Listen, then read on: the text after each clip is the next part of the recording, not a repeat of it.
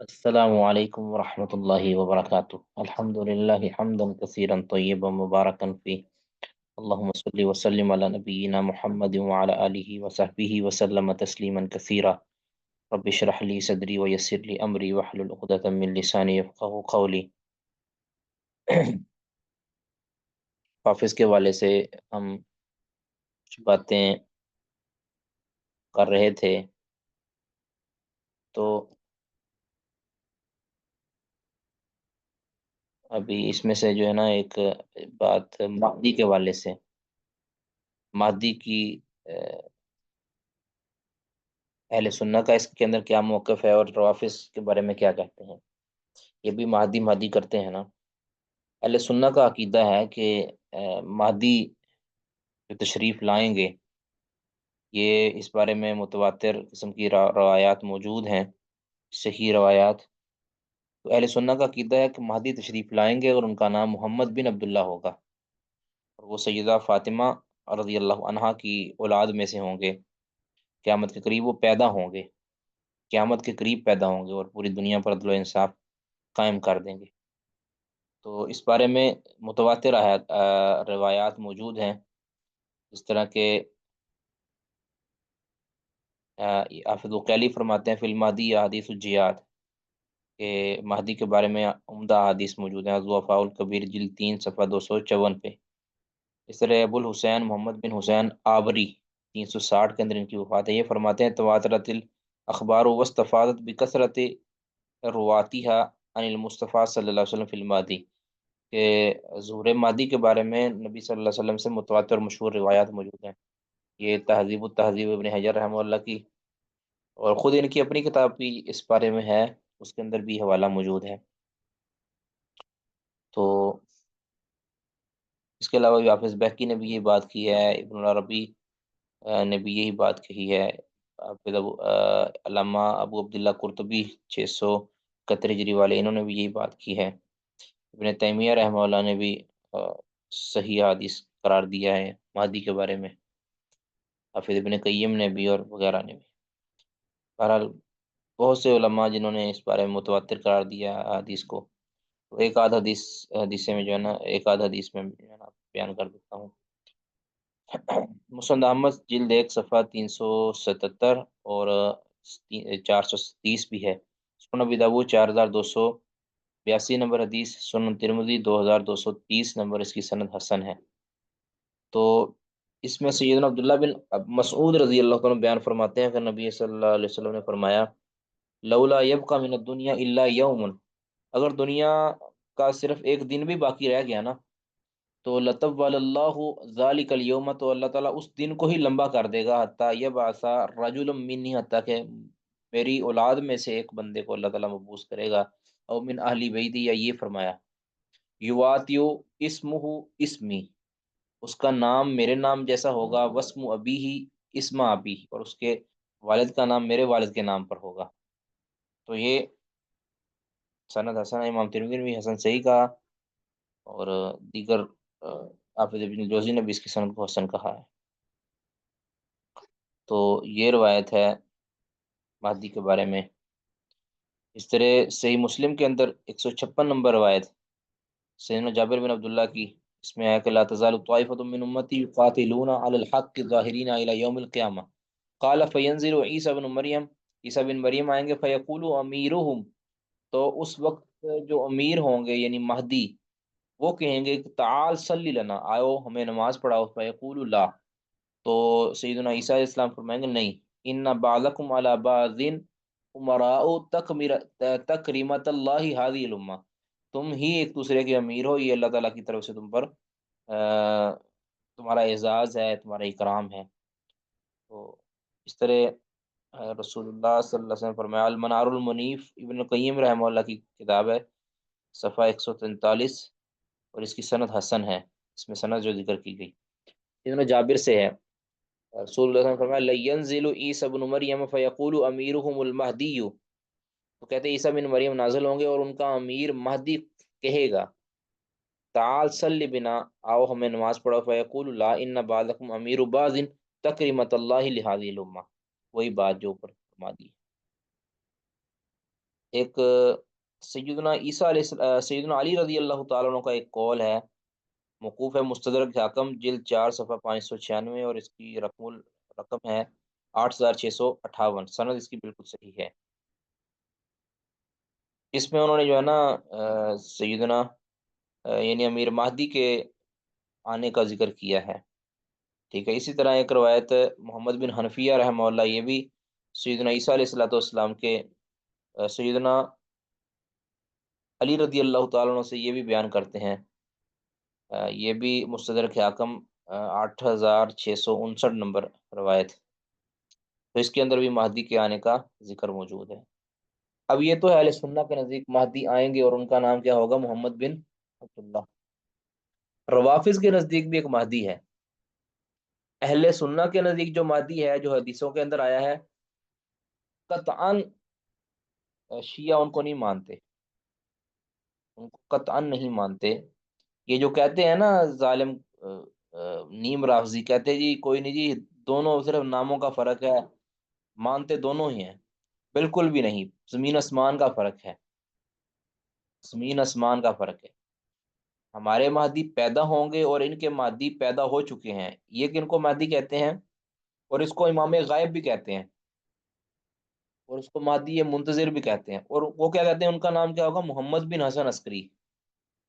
کیا کہتے ہیں؟ محمد بن حسن عسکری اس کا نام ہوگا، جبکہ یہ دنیا کی بے حقیقت بات ہے، یا اس نام کا بندہ دنیا میں پیدا ہی نہیں ہوا۔ تو شیعہ اس کو مانتے ہیں، شیعہ کہتے ہیں کہ ہمارے مہدی جو ہے نا یہ ہیں، یہ جو مادی مادی کرتے ہیں نا، تو اس سے مراد یہ مادی ہوگا ان کا، امام غائب جس کو وہ پکارتے ہیں۔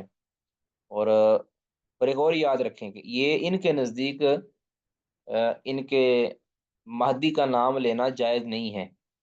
یہ جو پکارتے ہیں نا، یہ روافظ جو پکارتے ہیں تو یہ مہدی کا نام نہیں لیتے، یعنی محمد بن حسن عسکری نہیں کہتے، بلکہ وہ کسی اور مختلف القابات سے پکارتے ہیں، ٹھیک ہے۔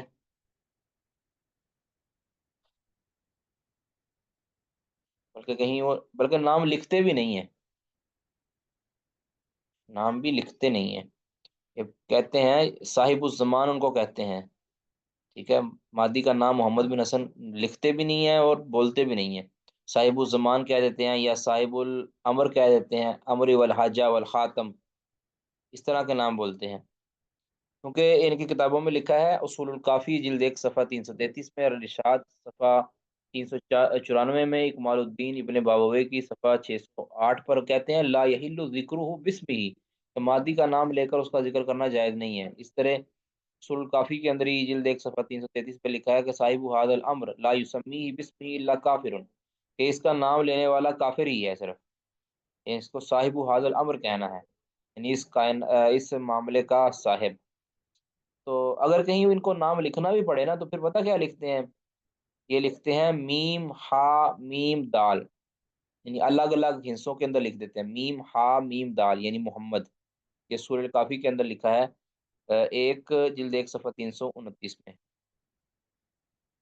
یہ کہتے ہیں جو ان کا مادی ہے، کہتے ہیں ہمارے جو مادی ہیں اس کی پیدائش 255 ہجری کے اندر ہوئی ہے، اور 260 ہجری کے اندر وہ غائب ہو گیا اور غار کے اندر چھپ گیا۔ اور ساتھ ہے اصول کافی جلد 1 صفحہ 337، اور الغیبیہ الغیبہ نعمانی کی صفحہ 116 کے اندر کہتے ہیں کہ یشہد الموسم فیراہم ولا یرونہ، کہ مہدی حج کے موسم کے اندر آتا ہے، ٹھیک ہے، لوگوں کو دیکھتا ہے لیکن لوگ اس کو نہیں دیکھ پاتے۔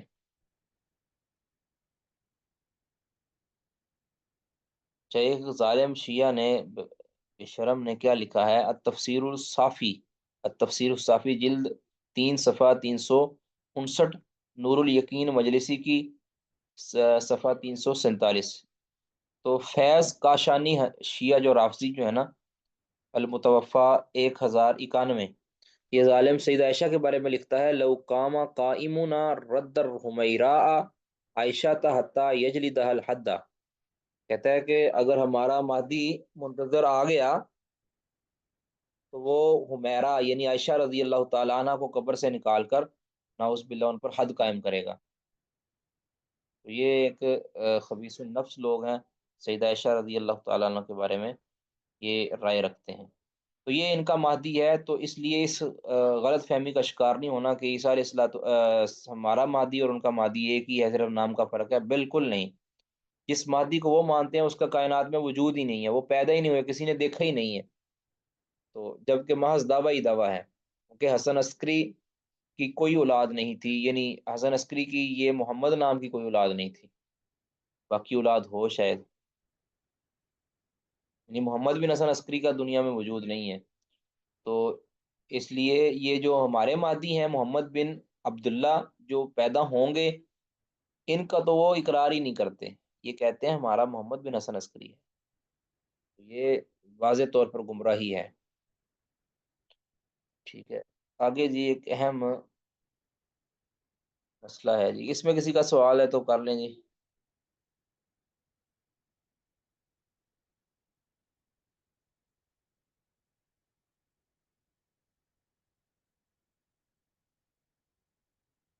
جی، کسی کا کوئی سوال نہیں جی اس میں؟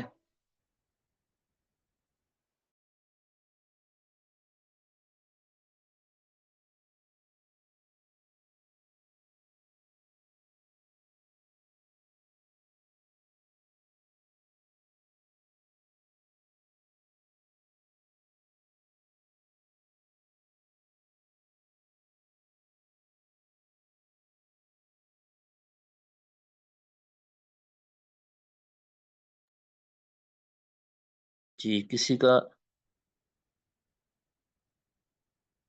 مجھے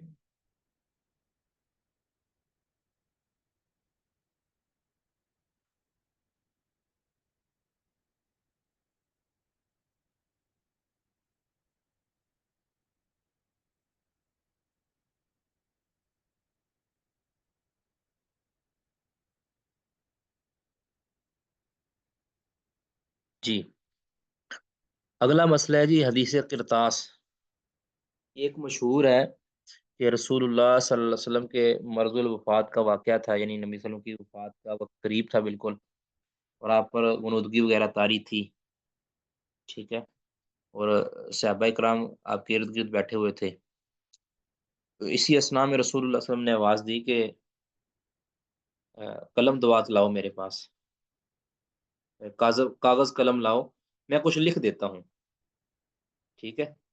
تو اب جب یہ رسول اللہ صلی اللہ علیہ وسلم چونکہ پریشانی کی حالت میں تھے، تو آپ صلی اللہ علیہ وسلم نے یہ آواز لگائی نا، تو سیدنا عمر رضی اللہ عنہ کہنے لگے کہ رہنے دو، کہ قلم دوات دینے کی ضرورت نہیں ہے، کاغذ قلم، کیونکہ رسول اللہ صلی اللہ علیہ وسلم نے جو دین ہمیں پہنچانا تھا وہ پہنچا دیا ہے، اب مزید نصیحت لکھوانے کی ضرورت نہیں ہے، نبی صلی اللہ علیہ وسلم پریشانی میں ہے، آپ کو اس ٹائم تنگ نہ کیا جائے۔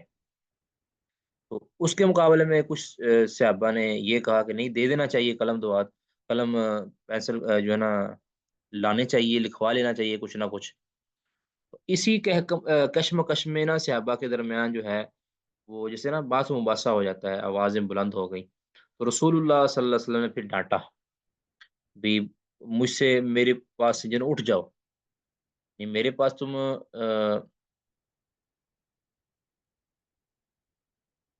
قوم ہونی، آپ نے فرمایا میرے مجھ سے اٹھ جاؤ، میرے پاس سے چلے جاؤ، تم بھی میرے میرے پاس تم اختلاف کر رہے ہو۔ آپ صلی اللہ علیہ وسلم نے ارادہ ترک کر دیا۔ تو یہ صحیح بخاری 7366 اور صحیح مسلم 1637 کے اندر یہ روایت ہے۔ تو اس پر بڑا لے دے کرتے ہیں روافظ کے، جی عمر رضی اللہ تعالیٰ نے جو لکھنے نہیں دیا، کیونکہ خلافت لکھنا چاہتے رسول اللہ صلی اللہ علیہ وسلم، سیدنا علی کے نام کی خلافت لکھنا چاہتے تھے۔ تو ایک روایت کے اندر ہے قوموا انی ولا ينبغي عند التنازع، صحیح بخاری 114 نمبر میں، کہ اٹھ جاؤ میرے پاس سے، کیونکہ میری موجودگی میں اختلاف کرنا یہ مناسب نہیں ہے۔ جو صحیح بخاری میں 4431 نمبر، صحیح مسلم 1637 نمبر کے اندر ہے، ائتونی بالکاتف والدعاتی اب اللوح والدعاتی اکتب لکم کتابا لن تضلوا بعدہ ابدا فقالوا ان رسول اللہ صلی اللہ علیہ وسلم یحجر، تو بھی میرے پاس ہڈی اور دوات یا تختی اور دوات لاؤ، میں کچھ لکھ دیتا ہوں، کہیں اس کے بعد آپ بھول نہ جائیں، یعنی جو میں تمہیں لکھوانا چاہتا ہوں کہیں یا تم بھول نہ جاؤ۔ صحابہ نے عرض کیا رسول اللہ صلی اللہ علیہ وسلم مرض الموت میں تکلیف کی شدت سے ہوئے تو ایسا نہیں کہہ رہے، یعنی آپ انہوں نے کہا کہ کہیں شدت کی وجہ سے آپ صلی اللہ علیہ وسلم ایسی بات کر رہے ہیں، آپ لہذا ہمیں ضرورت نہیں ہے اس طرح کی لکھوانے کی۔ تو اس طرح صحیح بخاری 4431 سے صحیح مسلم 1637 کے اندر بھی اس طرح کی بات موجود ہے۔ تو بہرحال اس میں نا کچھ الفاظ ہیں کہ جس پر جو ہے نا وہ لے دے کرتے ہیں بھی سیدنا عمر، لب لباب یہ ہے کہ سیدنا عمر رضی اللہ تعالیٰ نے کیوں لکھنے دیا، جبکہ دیگر صحابہ تھے وہ کچھ اور صحابہ بھی تھے جو سیدنا عمر رضی اللہ تعالیٰ کی رائے رکھتے تھے، اور کچھ صحابہ تھے جو کہتے تھے کہ نہیں لکھنا چاہیے۔ تو اب سوال یہ پیدا ہوتا ہے کہ لکھنا کیا چاہتے تھے؟ پہلے تو کہیں بھی یہ نہیں ہے کہ رسول اللہ صلی اللہ علیہ وسلم سیدنا علی رضی اللہ عنہ کے لیے خلافت لکھنا چاہتے تھے، یہ تو کہیں بھی نہیں۔ اچھا، رسول اللہ صلی اللہ علیہ وسلم نے پھر خود ارادہ ترک کر دیا، اس کی دلیل کیا ہے؟ صحیح بخاری 4431، صحیح مسلم 1637، اس کے اندر کیا ہے؟ آپ نے فرمایا دعونی فالذی انا فیہ خیر مما تدعوننی الیہ، تدعونی الیہ، کہ مجھے چھوڑ دو، میرے حال پر چھوڑ دو کہ اب جو میں جو فالذی انا خیر مما تدعونی الیہ، یعنی جس طرف یہ مجھے لکھنے والے بلا رہے ہیں نا، اس سے بہتر ہے کہ جس حالت میں ہوں، یعنی میں جو میں نہیں لکھ رہا، یہ جو ہے یہ حالت میرے لیے بہتر ہے جس طرف یہ مجھے بلا رہے ہیں۔ نبی صلی اللہ علیہ وسلم کے پاس جو ہے نا وہ اختلاف پیدا ہوا، صحابہ کرام رضوان اللہ علیہم اجمعین میں سے اختلاف ہوا، کچھ نے کہا لکھ لو، کچھ نے کہا نہیں لکھنا۔ نبی صلی جو لکھنا کا مطالبہ کر رہے تھے آپ نے فرمایا بعد میں آپ نے ارادہ ترک کر دیا، کیونکہ عمر رضی اللہ عنہ نے ایک بات کہی کہ ہمارے پاس حسبنا کتاب اللہ، ہمارے پاس کتاب اللہ موجود ہے، اللہ رب العزت کا فرمان موجود ہے، اللہ کے احکامات موجود ہے کتاب و سنت کی روشنی میں، لہذا لکھنے کی ضرورت نہیں ہے۔ اب یہ روایت دراصل سیدنا عمر رضی اللہ تعالیٰ کی تائید تھی، جس کو ظالم روافظ نے سیدنا عمر رضی اللہ تعالیٰ کی تنقیص بنا لیا۔ نبی صلی اللہ علیہ وسلم کو مشورہ دیا سیدنا عمر نے کہ اللہ کے رسول لکھنے کی ضرورت نہیں ہے، لکھنے کی ضرورت نہیں ہے۔ تو نبی صلی اللہ علیہ وسلم نے وہ مان کر وہ آپ صلی اللہ علیہ وسلم نے اس مشورے کو تسلیم کر لیا کہ جس طرف تم مجھے بلا رہے ہو اس سے میں بہتر میری حالت یہ ہے، ٹھیک ہے۔ تو آپ جانتے ہی ہیں کہ سیدنا عمر رضی اللہ عنہ کی موافقت کے اندر تو بہت سی قرآن کی آیات بھی اتری ہیں، تو سیدنا عمر رضی اللہ عنہ کی رائے یہ بڑی اہمیت کی حامل تھی، تو جس وجہ سے رسول اللہ صلی اللہ علیہ وسلم نے تو ارادہ ترک فرما دیا۔ تو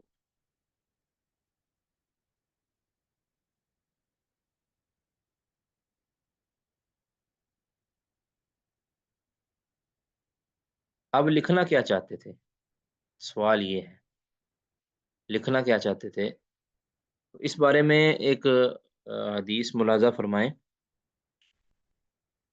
مسند احمد جلد 6 صفحہ 144 اور صحیح مسلم کے اندر بھی یہ روایت ہے 2387 نمبر۔ سیدہ عائشہ بیان کرتی ہیں کہ نبی صلی اللہ علیہ وسلم نے مرض الموت میں مجھ سے کہا کہ ادعی لی ابا بکر، ابا کی و اخا کی حتی اکتب کتابا، کہ جاؤ اپنے والد ابو بکر کو اور اپنے بھائی عبد الرحمن بن ابی بکر کو بلا کے لاؤ، حتی اکتب کتابا، یہاں تک کہ میں کچھ تحریر کروا دیتا ہوں، فانی اخاف ان یتمنی متمنین، کیونکہ مجھے خدشہ ہے کہ کوئی تمنا کرنے والا کوئی تمنا نہ کر لے، وَيَقُولُ قائل، اور کوئی کہنے والا یہ نہ کہہ دے کہ انا اولا، کہ میں زیادہ لائق ہوں، یعنی خلافت کے زیادہ لائق ہوں میں۔ تو پھر رسول اللہ صلی اللہ علیہ وسلم نے فرمایا یا اب اللہ والمؤمنون الا ابا بکر، کہ اللہ اور مومن ابو بکر کے علاوہ باقی سب کا انکار کر دیں گے، یعنی وہ ابو بکر کے علاوہ کسی کو تسلیم ہی نہیں کریں گے۔ پھر صحیح بخاری کے اندر ہی ہے، صحیح بخاری کے اندر ہی ہے 7217 نمبر، سیدہ عائشہ ہی بیان کرتی ہیں رسول اللہ صلی اللہ علیہ وسلم کے مرض الموت کا واقعہ، کہ آپ صلی اللہ علیہ وسلم نے فرمایا لقد حممت او اردت ان ارسل الى ابی بکر وابنہ فآہد ان یقول القائلون او یتمنى المتمنون، فرمایا کہ میں نے ارادہ کیا کہ میں ابو بکر اور ان کے بیٹے عبد الرحمن کو پیغام بھیجوں،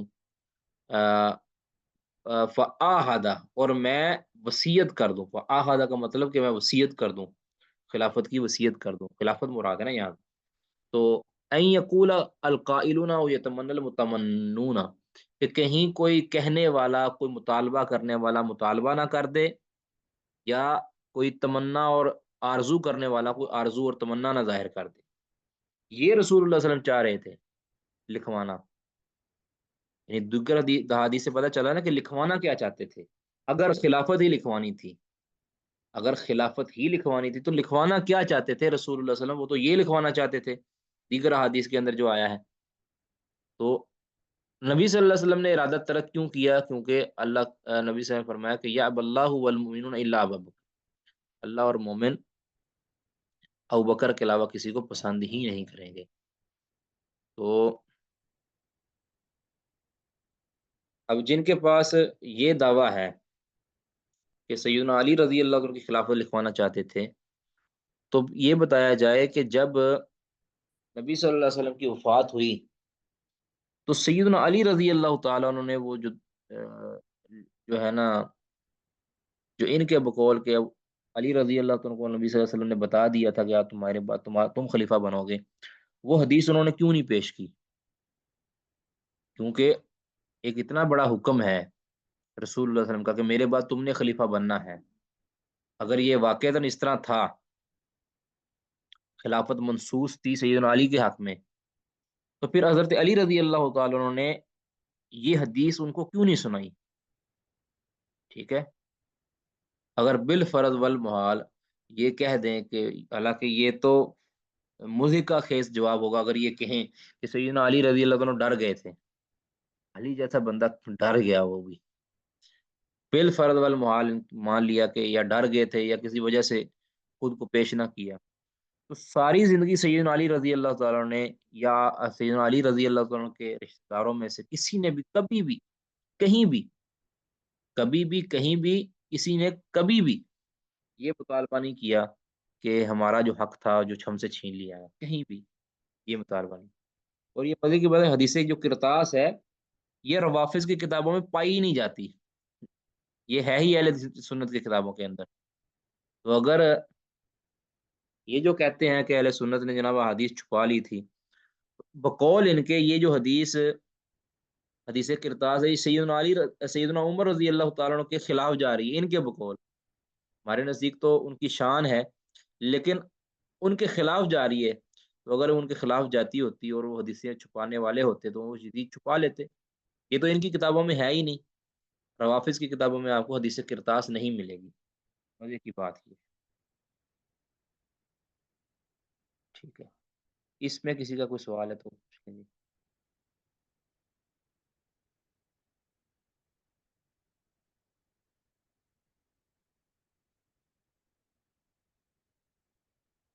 اس باب میں کسی کا کوئی سوال جی تو پوچھ سکتے ہیں۔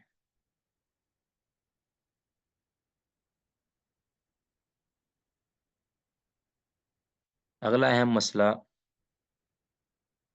علی مولا کا ہے، یہ جو ہے نا علی مولا کہنا چاہیے کہ نہیں کہنا، اس پر ہم نے بات کر دی تھی کہ نہیں؟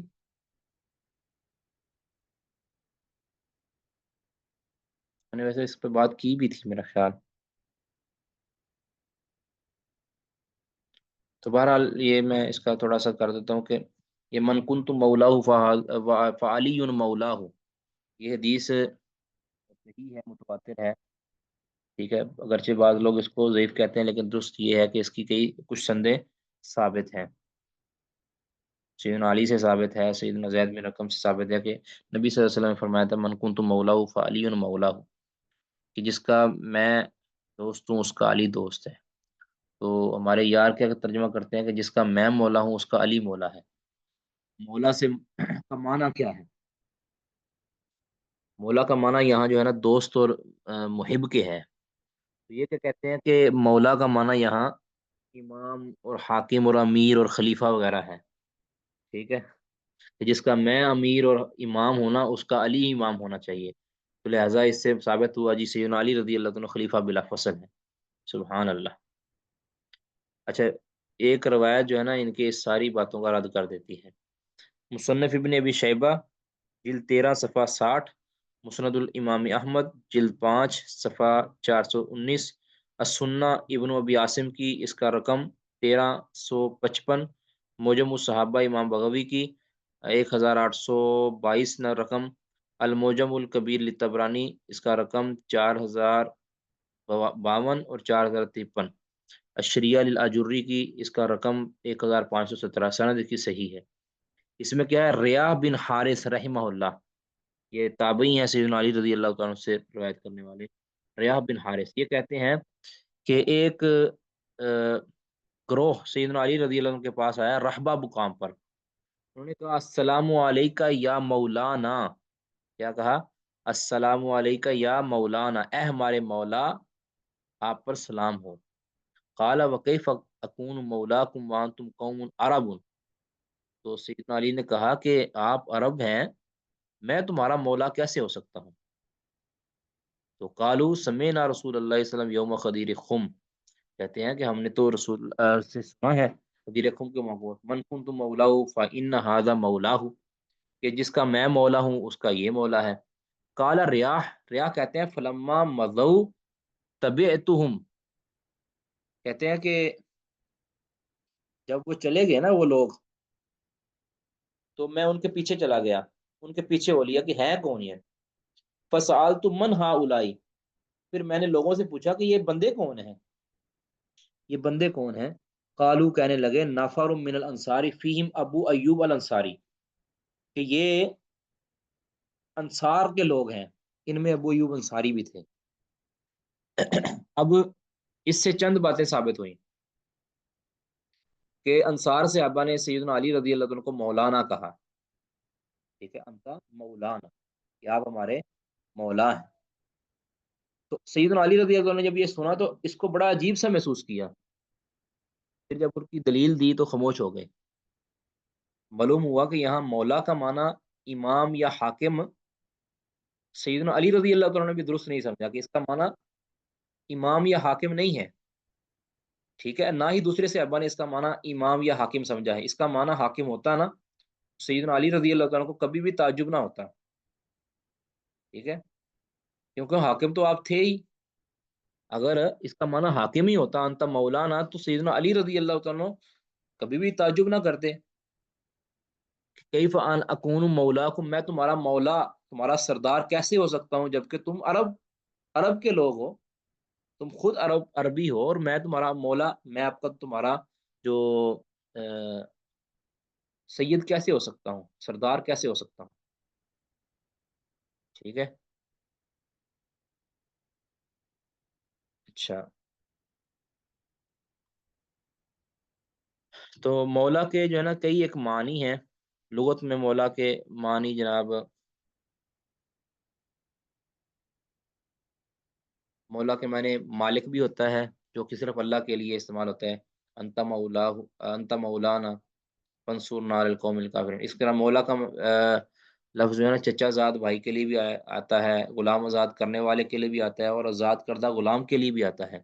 اس طرح ہمسائے کے لیے بھی آتا ہے، حصہ دار شریک کار بھی کے لیے بھی آتا ہے، اس طرح حلیف کے لیے بھی آتا ہے، اس طرح محبت کرنے والے کے لیے بھی آتا ہے، اور دلی دوست پر بھی یہ لفظ بولا جاتا ہے۔ تو یہ فرماتے ہیں نا امام اللغہ محمد بن زیاد ہاشمی، یہ ان کی وفات 231 میں ہے رحمہ اللہ، تاریخ دمشق ابن ثاقر جلد 42 اور صفحہ 238، سند اس کی صحیح ہے۔ یہ کیا فرماتے ہیں کہ یہاں جو ہے نا یعنی نبی صلی اللہ علیہ وسلم کا جو فرمان ہے نا من کنت مولا فعلی مولا، اس کا معنی کرتے ہیں کہ من تولانی فلیتولا علی، کہ جو مجھ سے دلی دوستی رکھتا ہے نا اس کو چاہیے کہ علی سے بھی دلی دوستی رکھے، جو مجھے اپنا دلی دوست بناتا ہے اس کو چاہیے کہ علی کو بھی اپنا دلی دوست بنائے۔ تو معلوم ہوا کہ مولا کا معنی یہاں اللہ مالک کرنا یا یہاں مولا کا معنی خلیفہ بلا فصل کرنا یہ بالکل ہی باطل ہے، کہیں بھی اس کا معنی خلیفہ کا نہیں آیا۔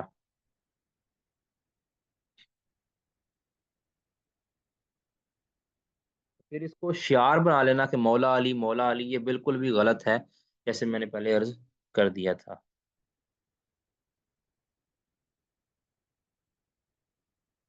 پھر یہ بھی ہے کہ مولا کا جو لفظ ہے یہ صرف سیدنا علی کے لیے نہیں بولا گیا، اور بھی کئی صحابہ ہیں جن کو رسول اللہ صلی اللہ علیہ وسلم نے مولا کا لفظ بولا ہے، کہ ایک صحابہ کو نبی صلی اللہ علیہ وسلم نے مولا کا لفظ بولا ہے۔ ٹھیک ہے، سیدنا زید کے بارے میں پتہ نہیں بولا تھا میرا خیال، انت مولانا، ٹھیک ہے۔ تو لہذا مولا کا معنی دوست ہے، اور محبوب ہے یا محب ہے اور مددگار ہے۔ تو مولا کا معنی خلیفہ ہے ہی نہیں، مولا کا معنی خلیفہ ہے ہی نہیں، خلیفہ بلا فصل ہونا تو بڑی دور کی بات ہے۔ ٹھیک ہے جی، اس باب میں کسی کا کوئی سوال ہے تو وہ کر لیں جی۔ علی مولا کے بارے میں کسی کا کوئی سوال ہے تو وہ کر سکتے ہیں جی۔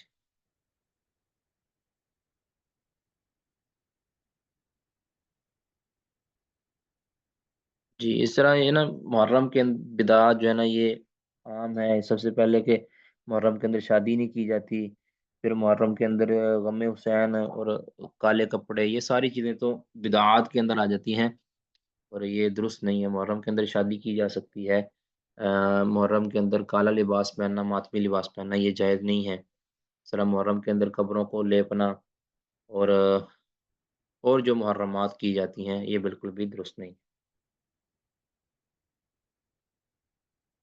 ایک اہم مسئلہ جو روافظ کا ہے وہ ہے وضو کے اندر پاؤں دھونے کا مسئلہ ہے، کیا وضو میں پاؤں دھونے ہیں یا نہیں؟ تو یہ ایک بڑا مارکۃ الآراء مسئلہ ہے کہ کیا وضو کے اندر پاؤں دھونا ضروری ہے یا نہیں۔ یاد رکھیں کہ اگر موزے وغیرہ نہیں پہنے ہوئے، ننگے ہیں پاؤں، تو اس میں وضو کرتے ہوئے پاؤں دھونا یہ واجب ہے، اس پر امت کا اجماع ہے۔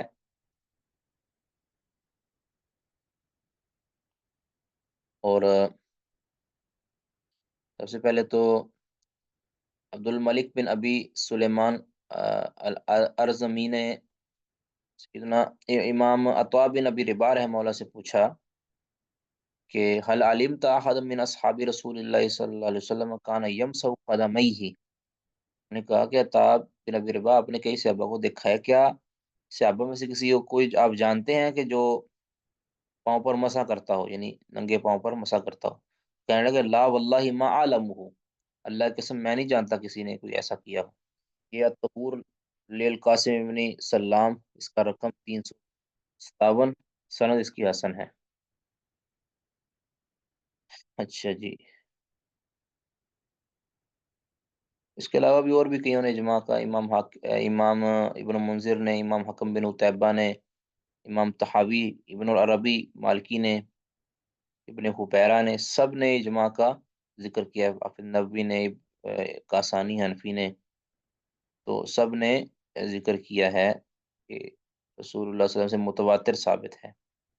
حافظ نبی رحمہ اللہ کی جگہ پہ لکھتے ہیں قد اجمع المسلمون علی وجوب غسل الرجلین ولم یخالف فی ذلک من یعتد به، کہتے ہیں کہ مسلمانوں کا اجماع ہے کہ پاؤں کو دھویا جائے گا، اور اس بارے میں کسی بھی قابل اعتماد شخص نے جو ہے نا مخالفت نہیں کی۔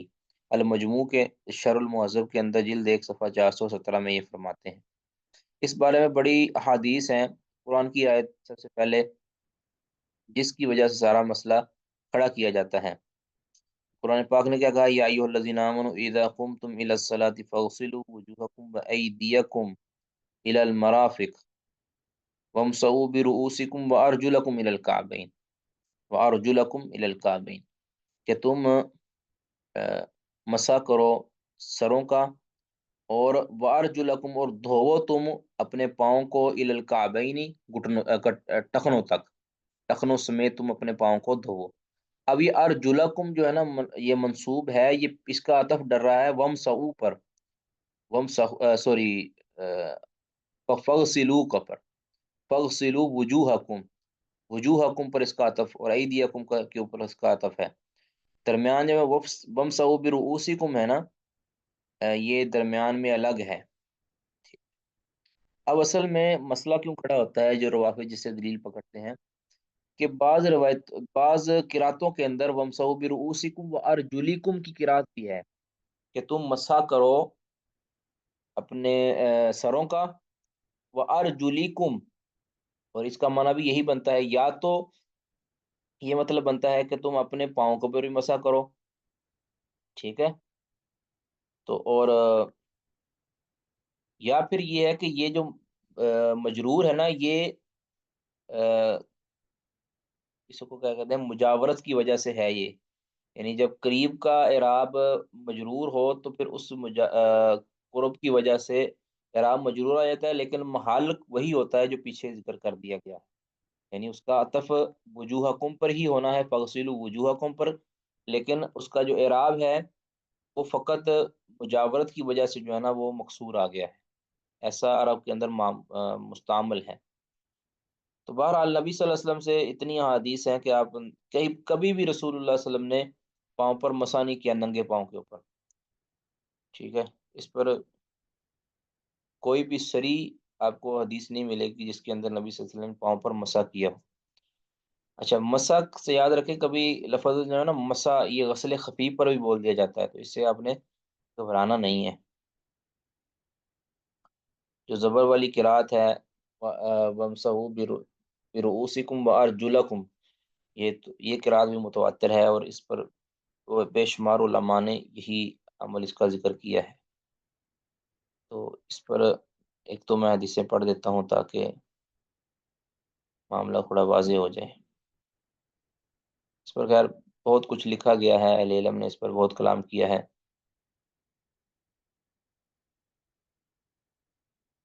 حدیثی دلائل جو ہے نا میں چند ایک جو ہے نا پڑھ دیتا ہوں۔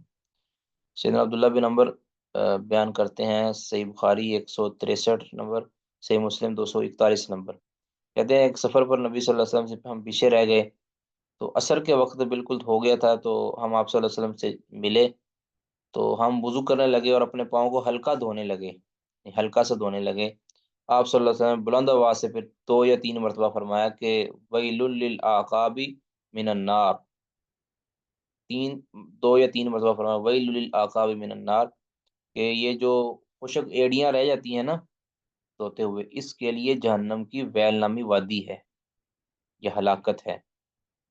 اس طرح سیدنا ابو ہریرہ سے بھی یہی روایت ہے، ویل العقاب من النار، صحیح بخاری 165 نمبر، صحیح مسلم 242 نمبر۔ اس طرح صحیح مسلم 240 نمبر کے اندر ہے، سیدہ عائشہ اپنے بھائی عبد الرحمن سے کہہ رہی ہیں کہ اسبغ الوضوء، کہ وضو اچھا کیا کرو، فإنی سمعت رسول اللہ صلی اللہ علیہ وسلم یقول ویل للعقاب من النار، کہ خشک رہنے والی ایڑیاں جو ہے نا اس میں جہنم کی وادی ہے اس کے لیے۔ اس طرح عبداللہ بن حارث بن جز زبیدی رضی اللہ تعالیٰ عنہ سے مستدرک حاکم، مسند احمد اور سنن کبریٰ بیہقی کے اندر بھی یہی روایت ہے۔ سیدنا جابر سے بھی مسند احمد کے اندر یہی روایت ہے۔ تو اس طرح کی جو روایت ہے نا، یعنی یہ 4 5 صحابہ سے جو روایت آئی ہے، یہ بھی دلالت کرتی ہے کہ پاؤں کو دھونا یہ واجب ہے، ضروری ہے، ٹھیک ہے۔ اور بھی بے شمار احادیث ہیں جس کو ہم اختصار کے پیش نظر ہم سکپ کر رہے ہیں۔ تو نبی صلی اللہ علیہ وسلم نے پاؤں دھونے کا ہی کے علاوہ کسی چیز کا ذکر نہیں کیا۔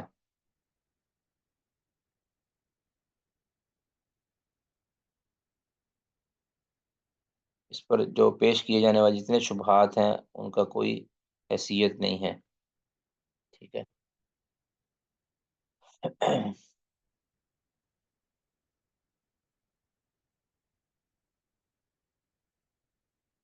جہاں رسول اللہ صلی اللہ علیہ وسلم نے مسح کیا ہے تو وہ موضوع پر مسح کیا ہے، یا صحابہ سے جرابوں پر مسح کرنا بھی ثابت ہے۔ تو معلوم یہ ہوا کہ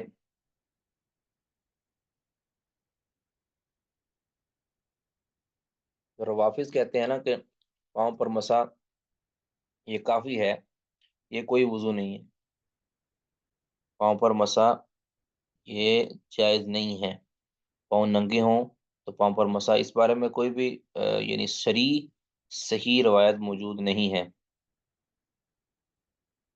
صحیح روایت اس بارے میں کوئی موجود نہیں ہے۔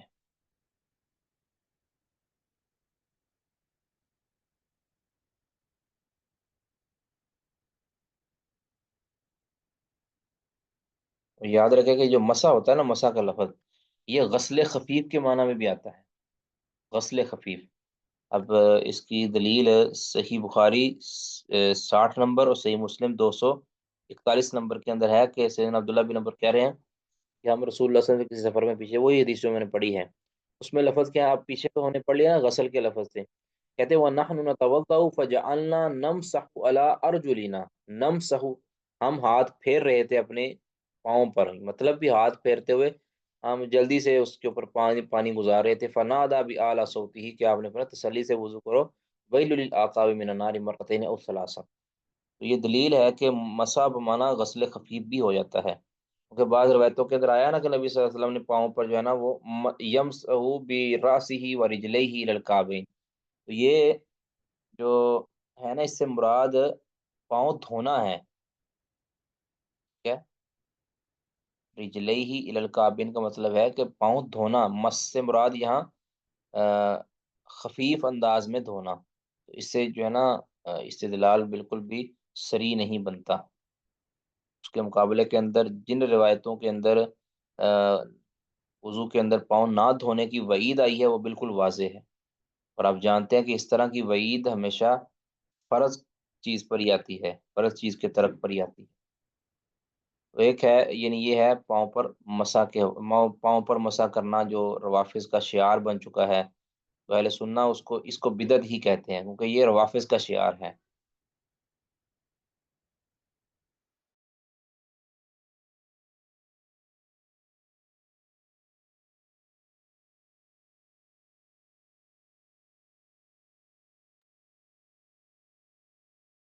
جی، کسی کا کوئی سوال؟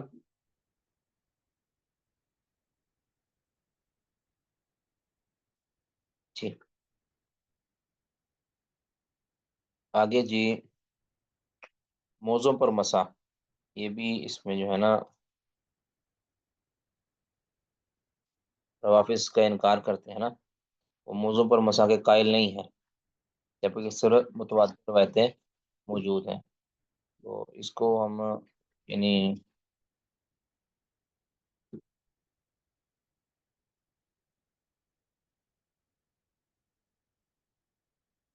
اس کو اہل سنت نے نا، ابن عبد البر رحمہ اللہ نے 463 میں ان کی وفات ہے، اور اس کی حوالہ جو ہے نا تمہید جلد 11 صفحہ 134، تو کہتے ہیں کہ یہ جو مسا علی الخفین ہے نا، یہ اہل سنت اور روافظ کے درمیان، اہل بدعت کے درمیان ایک فرق کی حیثیت رکھتا ہے، کہ موضوع پر مسا، کیونکہ اس کا انکار کوئی کہتے ہیں رسوا کن آدمی یا بیتی شخص ہی کر سکتا ہے، اور جو مسلمانوں کی جماعت سے خارج ہو چکا ہو، کیوں؟ اس کی وجہ کہ حجاز، عراق، شام اور دیگر تمام علاقوں کے فقہا اور محدثین کا اس بارے میں کوئی اختلاف نہیں، لیکن ایک ویکتی گروہ کہتا ہے، اس کا انکار کرتا ہے، کہتا ہے کہ یہ قرآن کے خلاف ہے، ٹھیک ہے، یہ بالکل ان کی صریح جہالت ہے، اس بارے میں رسول اللہ صلی اللہ علیہ وسلم کی متواتر روایات موجود ہیں، ٹھیک ہے، اس طرح کے صحیح بخاری 387 نمبر، صحیح مسلم 272 نمبر، سیدنا جریر بن عبداللہ بجلی سے اور سیدنا مغیرہ بن شعبہ سے اسی طرح کی روایت ہے 206 نمبر صحیح بخاری، صحیح مسلم 274 نمبر۔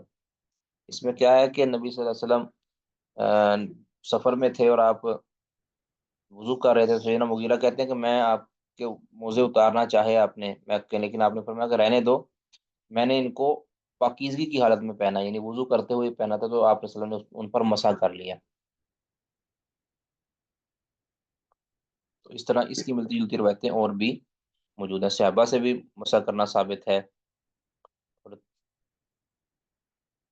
تمام کے تمام اہل علم وہ یہی کہتے ہیں۔ ابن منذر کہتے ہیں اجمع کل من نحفظ عنہ من اہل العلم، جتنے بھی اہل علم کو ہم جانتے ہیں نا، جن سے ہم نے علم حاصل کیا ہے، ان کا اس پر اجماع ہے۔ وکل من لقیت منہم، اور جن سے بھی ہماری ملاقات ہوئی ہے، علی القول بھی، وہ موضوع پر مسا کے قائل ہیں۔ ابن بطال نے بھی اجماع اسی طرح ذکر کیا ہے، اور امام قتیبہ بن سعید 240 میں جن کی وفات ہے، وہ بھی یہ کہتے ہیں کہ ہمارے جو اہل سنہ والجماعت کے جو علماء ہیں، ان کا سب کا یہی قول ہے کہ المس والخفین،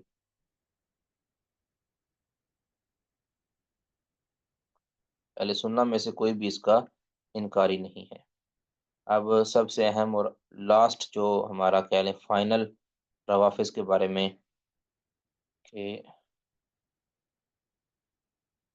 وہ کیا ہے، کہ روافظ کے بارے میں ہم اہل علم کی آراء کیا ہیں، ان کے تمام تر نظریات اور عقائد کو مد نظر رکھتے ہوئے انہوں نے، اہل علم نے روافظ کے متعلق کیا رائے رکھی ہے، یہ ہم جو ہے نا اپنا سب سے اہم اور حساس جو عنوان ہے نا وہ بیان کرتے ہیں۔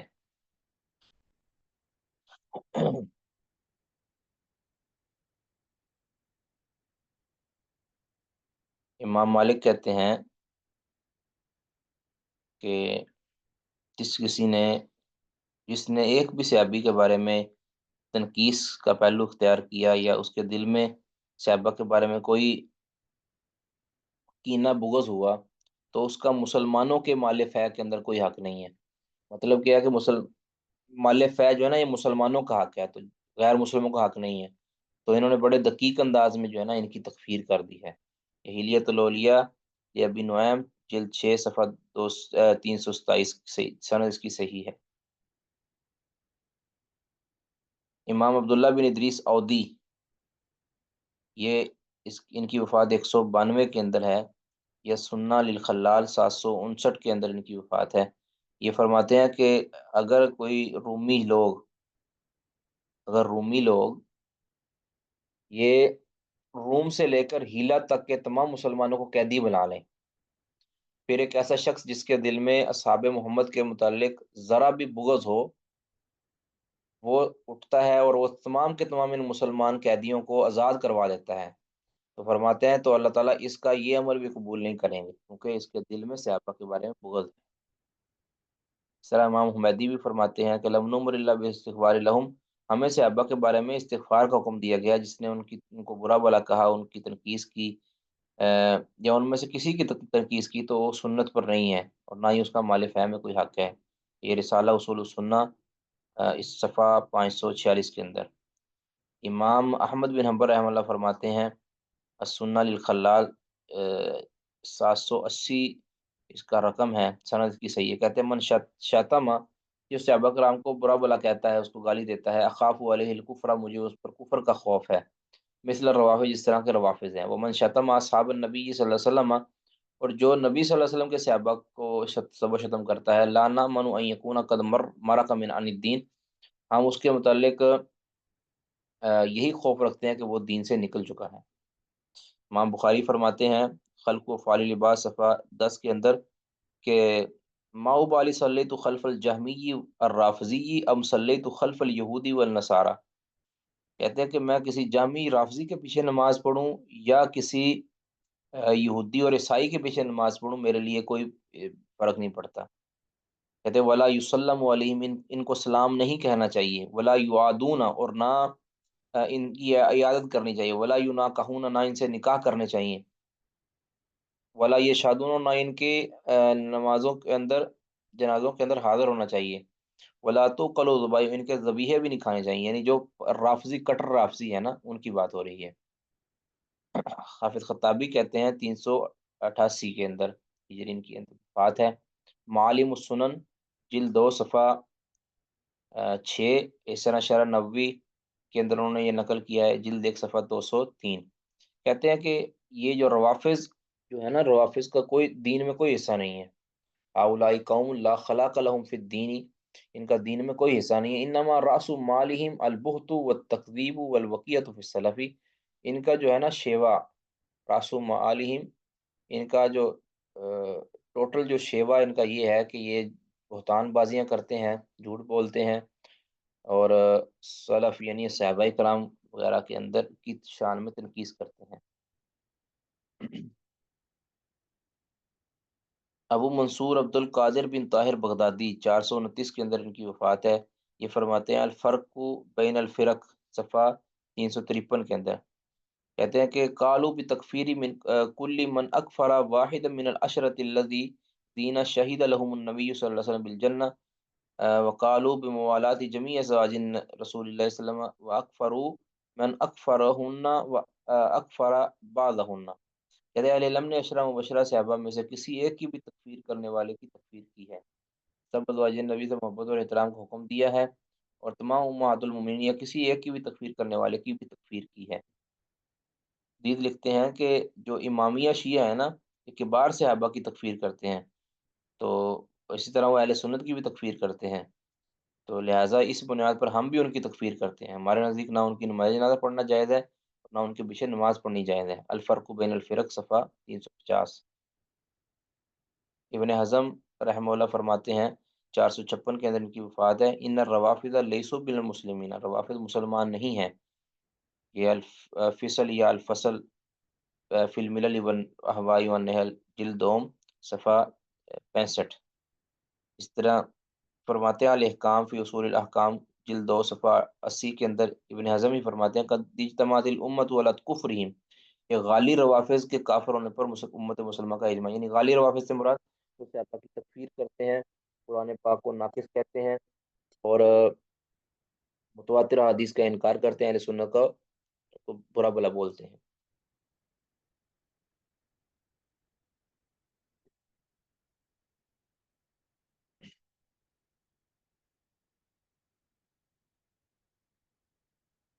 اور بھی کئی ایک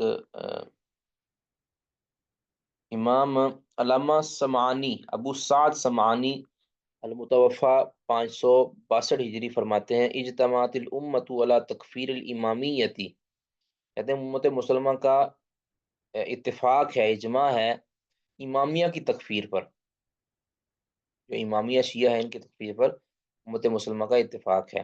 لِأَنَّهُمْ يَعْتَقِدُونَ تَضْلِيلَ الصَّحَابَةِ، کیونکہ وہ صحابہ کرام کو نعوذ باللہ گمراہ سمجھتے ہیں، وَيُنْكِرُونَ إِجْمَاعَهُمْ، اور ان کے اجماع کا انکار کرتے ہیں، وَيَنْسِبُونَهُمْ إِلَى مَا يَلِيقُ بِهِمْ، اور ان کی طرف إِلَى مَا لَا يَلِيقُ بِهِمْ، اور ان کو ایسی باتوں کی طرف منسوب کرتے ہیں کہ جو ان کی شایان شان نہیں ہے۔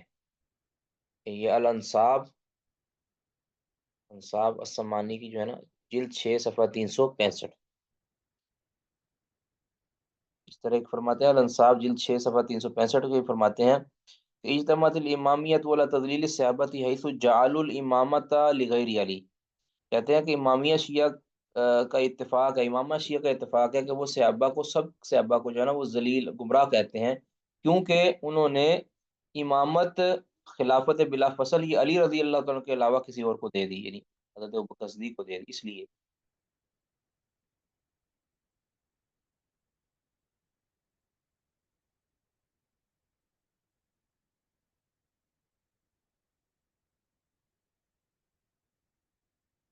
اس کے علاوہ اور بھی کئی ایک جو ہے نا اقوال ان کے بارے میں موجود ہے، اما جو علماء احناف ہیں ان کی بڑی سخت آراء ہیں ان کے بارے میں ایک تو ذکر کر دوں تو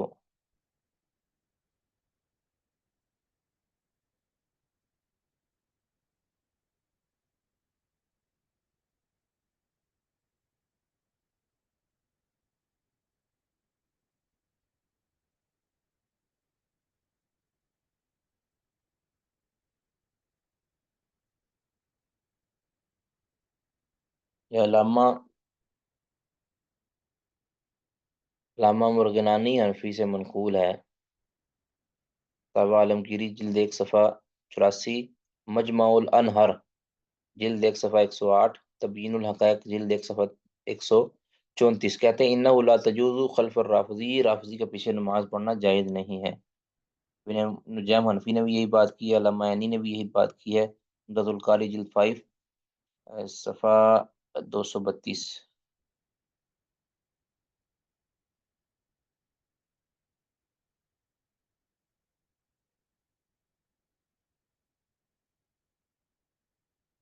علامہ ابن ابی العز حنفی نے، علامہ تفتازانی نے، ابن امیر حاج حنفی نے اور ابن نجیم حنفی نے. تو کہتے ہیں کہ الرافضی ابن نجیم حنفی 970 میں ان کی وفات ہے. ان کو ابو حنیفہ ثانی بھی کہا جاتا ہے. الرافضی ان فضل علی علی غیرہ فهو مبتدع، کہ رافضی اگر کسی علی رضی اللہ تعالیٰ کو دیگر صحابہ پر یعنی خلفائے ثلاثہ وغیرہ پر فضیلت دیتا ہے تو وہ بدعتی ہے.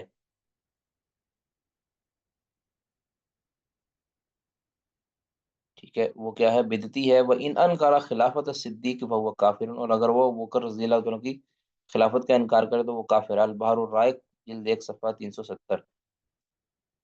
اس طرح فرماتے ہیں کہ ان الرافضی کافر ان سب ان کان یسب الشیخین، رافضی اگر شیخین یعنی ابوبکر و عمر کو گالی دیتا ہے، برا بلا کہتا ہے تو وہ کافر ہے. البحر الرائق جلد 5 صفحہ 47 اور 136. اس طرح النہر الفائق جلد 3 صفحہ 169.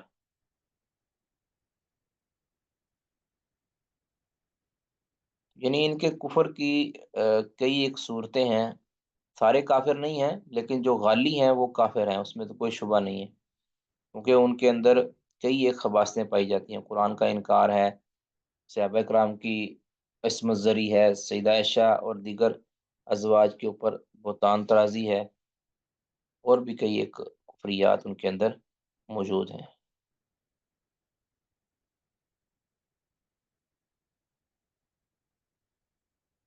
علامہ ابن عابدین حنفی جو ہے نا لکھتے ہیں الغلاۃ منہم کفار قطعا، غالی روافظ ہے نا یہ قطعی طور پر کافر ہیں. یہ رسائل ابن عابدین صفحہ 368، ٹھیک ہے 68 جس کو کہتے ہیں، سے لے کر 370 تک، 370 صفحہ. تو یہ روافظ کے بارے میں اہل علم کے آراء چند ایک پیش کی گئی ہیں. اس کا ہے نا بالاستیاب تو اس کو پیش نہیں کیا گیا. اس روافظ کا چیپٹر کلوز ہمارا ہو گیا ہے انشاءاللہ. کسی کا کوئی اس میں سوال ہو تو وہ پوچھ سکتے ہیں جی.